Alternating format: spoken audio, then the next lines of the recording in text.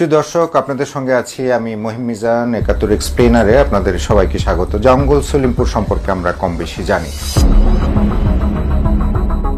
জঙ্গল সলিমপুর হচ্ছে চট্টগ্রামের সীতাকুণ্ড উপজেলার একটি এলাকা, একটি গ্রামের মতো, যেটির চতুর্দিকে ব্যাসার্ধ আমরা যদি দৈর্ঘ্যে প্রস্থে ধরি সেটি হচ্ছে প্রায় ৪ কিলোমিটার এবং সেখানকার অধিবাসীর সংখ্যা প্রায় ২ লাখ।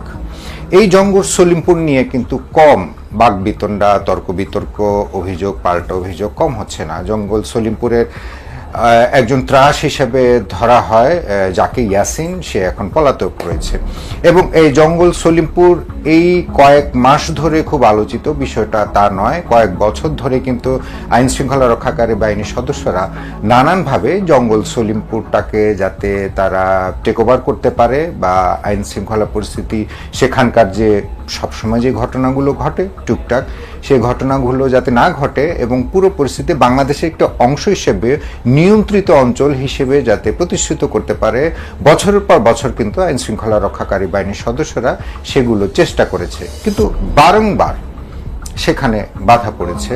সেখানে একটি চরিত্র সবসময় ভেসে আসে, সেটি হচ্ছে ইয়াসিন।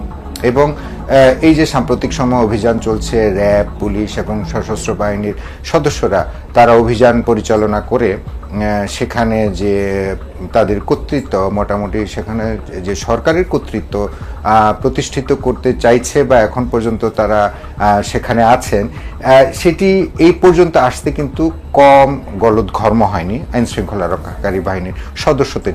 যারা আগে কাজ করেছে তারা প্রচুর পরিশ্রম করেছে, কিন্তু তারা ব্যর্থ হয়েছিল, মাঝে অনেকটা নিয়ন্ত্রণে এসেছিল, কিন্তু এর মাঝে গত কয়েকদিন আগে আবারও সেখানকার যারা সন্ত্রাসী বাহিনী, অনেকে বলে ইয়াসিনের বাহিনী, তারা যাতে আইন শৃঙ্খলা রক্ষাকারী বাহিনীর সদস্যরা, বিশেষ করে র্যাব, পুলিশ যাতে সেখানে না যেতে পারে, সরকার সেখানে যেন কোনোভাবে সরকারি স্থাপনা বা বিভিন্ন অধিদপ্তর বা বিভিন্ন কার্যালয় স্থাপন করতে না পারে, সে কারণে তারা রাস্তা কেটে নানানভাবে প্রতিবন্ধকতা সৃষ্টির চেষ্টা করেছে, কিন্তু সর্বশেষ ব্যর্থ হয়েছে।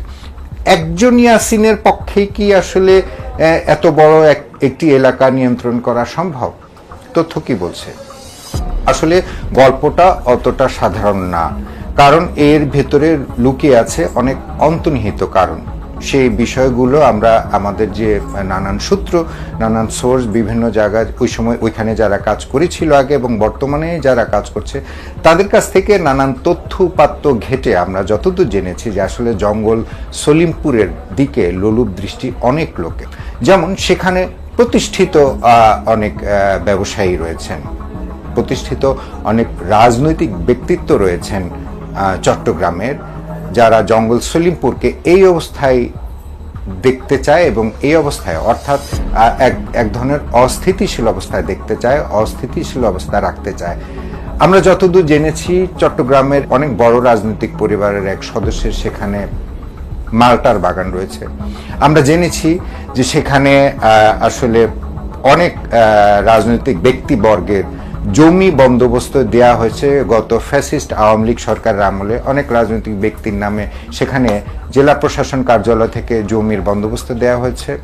অনেক রাজনৈতিক ব্যক্তির রিয়েল স্টেট ব্যবসা রয়েছে, অনেক বড় বড় রিয়েল স্টেট কোম্পানি রয়েছে এবং সরকার যাতে এই জায়গাটিকে নিয়ন্ত্রণের ভেতর নিতে না পারে তাহলেই বরং তাদের সুবিধা, কারণ ম্যাক্সিমামই হচ্ছে সরকারি জমি, খাস জমি। তারা একটু একটু একটু একটু করে অনেকগুলো প্রতিষ্ঠান, অনেকগুলো দপ্তর, অনেক মহল আসলে জঙ্গল সলিমপুরে নিজেদের কর্তৃত্ব স্থাপনের জন্য বারংবার চেষ্টা করেছে এবং সেই কারণে আসলে আইন শৃঙ্খলা রক্ষাকারী বাহিনীর সদস্যরা যখন একটি গ্রুপ সেখানে জঙ্গল সলিমপুরে সরকারের কর্তৃত্ব অর্থাৎ সরকার যাতে সেই জায়গাটিকে নিজেদের মতো করে সাজিয়ে শান্তি স্থিতিশীলতার মধ্যে এনে একটি সুশৃঙ্খল পরিবেশ করতে চায়, তখনই আসলে বাধা দেয় এই জাতীয় যারা পেছনে থেকে কাজ করে, তারা নানানভাবে কাজ করে এবং যাতে সরকারের কোনো বাহিনী বা ওখানে যেতে না পারে।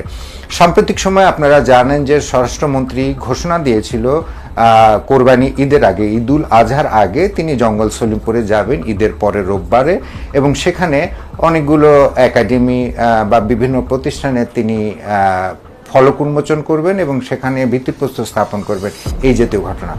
এবং যখনই স্বরাষ্ট্রমন্ত্রী এবং স্বরাষ্ট্র মন্ত্রণালয় থেকে এই ঘোষণা দেয়, তার পরপরই স্বরাষ্ট্রমন্ত্রী যাতে সেখানে যেতে না পারে, সে ইয়াসিন বাহিনী বলি বা যেই বাহিনী বলি, তারা নানানভাবে চেষ্টা করেছে রাস্তা কেটে যাতে আইন শৃঙ্খলা রক্ষাকারী বাহিনীর সদস্যরা যেতে না পারেন, যাতে স্বরাষ্ট্রমন্ত্রী না যেতে পারেন, এবং সেটা যাতে আগের মতো করে অবস্থা তারা বজায় রাখতে পারেন এবং আগের কর্তৃত্বটা তারা যাতে রাখতে পারেন। কিন্তু আইন শৃঙ্খলা রক্ষাকারী বাহিনী আসলে স্বরাষ্ট্র মন্ত্রণালয়ের কঠোর নির্দেশনা এবং কঠোর দিক নির্দেশনার কারণে তারা শেষ পর্যন্ত, এখনো পর্যন্ত আমরা যতদূর দেখতে পাচ্ছি যে তারা ব্যর্থ হয়েছে এবং স্বরাষ্ট্রমন্ত্রী পরবর্তীতে গেছে এবং তিনি নির্দ্বিধায় এবং তিনি দ্ব্যর্থহীনভাবে বলেছেন যে জঙ্গল সলিমপুর কেন, পুরো বাংলাদেশে কোনো সন্ত্রাসী বাহিনীর কোনো ধরনের কর্তৃত্ব থাকবে না। এই আলীনগর, জঙ্গল সলিমপুর, এই জায়গাটা আর কোনো বিচ্ছিন্ন সন্ত্রাসীদের এলাকা থাকবে না, অভয়ারণ্য থাকবে না। সারা দেশব্যাপী মাদক, সন্ত্রাস, জুয়া এবং চাঁদাবাজি, এগুলোকে আমরা নির্মূল করার চেষ্টা করব। তারা কি করেছে জঙ্গল সলিমপুরে, যে ওইখানকার যে স্থানীয় বা আশেপাশে প্রভাবশালীরা যে চায় না যে জঙ্গল সলিমপুরে শান্তি প্রতিষ্ঠা হোক, তার কিছু নমুনা হচ্ছে জঙ্গল সলিমপুরে 2 লাখ লোকের বসবাস। সেই 2 লাখ লোককে বিদ্যুৎ সরবরাহ দেয় মাত্র 24টি মিটারের মাধ্যমে, বিদ্যুৎ মিটারের মাধ্যমে। এবং 24টি বিদ্যুৎ মিটার কারদের নামে, সেটি একটি প্রশ্ন। এই 2 লাখ লোক যে বসবাস করে, সেখানে যে পরিবারগুলোতে বিদ্যুৎ লাইন যায়, সেই টাকাগুলো কারা তোলে? টাকাগুলো প্রথমে কোথায় জমা হয়? এই চাঁদাগুলো জমা হয়ে কখন বিদ্যুৎ অধিদপ্তরের কাছে বা বিদ্যুৎ বিভাগের কাছে সেই বিলগুলো যায়, সেটি একটি ব্যাপার। এবং সবচেয়ে মজার ব্যাপার হচ্ছে যে যখন স্বরাষ্ট্রমন্ত্রী যাওয়ার ঘোষণা দেয়, পরবর্তীতে তারা রাত্রে যে ফায়ার করে, অনেকগুলো ফায়ার করে যাতে স্বরাষ্ট্রমন্ত্রী যেতে না চায়। তার আগে যে ইনসিডেন্টটা ঘটেছিল, তারা অনেকগুলো ভেতর থেকে, জঙ্গল সলিমপুরের যে আবাসিক এলাকার ভেতর থেকে ককটেল চার্জ করা হয় স্থানীয়, যেখানে তারা যারা আইন শৃঙ্খলা রক্ষাকারী বাহিনীর সদস্যরা দায়িত্বরত ছিলেন তাদের উপর ককটেল চার্জ করা হয়, তাদেরকে গুলি বর্ষণ করা হয়। তাদের আইন শৃঙ্খলা রক্ষাকারী বাহিনীর সদস্যদের বক্তব্য হচ্ছে, তাদের একটি পলিসি ছিল, যদি র্যাব বা পুলিশকে যখন ককটেল চার্জ করা হয় বা গুলি চার্জ করা হয়, তখন যদি পাল্টা গুলি করা হতো, সেখানে হতাহতের ঘটনা ঘটত। এবং হতাহতের ঘটনা ঘটলেই কিন্তু যদি আহত হতো বা দুর্ভাগ্যক্রমে যদি নিহত হতো, তাহলে সেখানে যে সরকারি পরবর্তী যে সিদ্ধান্তগুলো, যে পরবর্তী যে চেষ্টাগুলো, সেগুলো আর এই যে একাডেমি স্থাপন বা বিভিন্ন প্রতিষ্ঠা স্থাপন, সেগুলো হয়তো করা যেত না। কারণ এই হতাহতের ঘটনায় একটি মামলা হতো, কয়েকটি মামলা হতো, তদন্ত হতো, এবং তদন্ত যে পর্যন্ত শেষ না করা হতো, সেই পর্যন্ত আসলে এই যে সরকারি যে সিদ্ধান্তগুলো, এগুলো বন্ধ হয়ে থাকতো।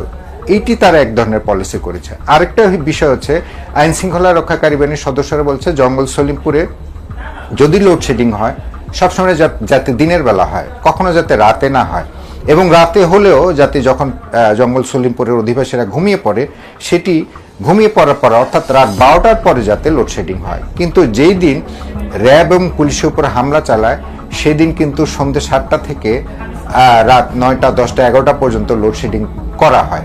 অর্থাৎ বিদ্যুৎ বিভাগের কেউ এই ঘটনার সঙ্গে যুক্ত থাকতে পারে যে ওই সময় কেন লোডশেডিং দেওয়া হলো, যেদিন রাস্তা কাটা হয়েছিল, প্রথম কথা। দ্বিতীয় কথা হলো, বিদ্যুৎ বিভাগের কর্মকর্তারা যে সেদিন ইচ্ছাকৃত আইন শৃঙ্খলা বাহিনীর নির্দেশনা অনুযায়ী যে তারা কাজ করলো না, তারা কাদের নির্দেশনা অনুযায়ী কাজ করলো, সেটি আসলে তদন্তাধীন ব্যাপার, এবং আইন শৃঙ্খলা রক্ষাকারী বাহিনীর সদস্যরা সেগুলো তদন্ত করছেন। তো প্রত্যেকটি বিষয়, প্রত্যেকটি জায়গা থেকে চুলচেরা বিশ্লেষণ করে জঙ্গল সলিমপুরকে আসলে একটি সন্ত্রাসীদের অভয়ারণ্য না করে সরকার এখনো পর্যন্ত সিদ্ধান্তে আছেন যে তারা বিভিন্ন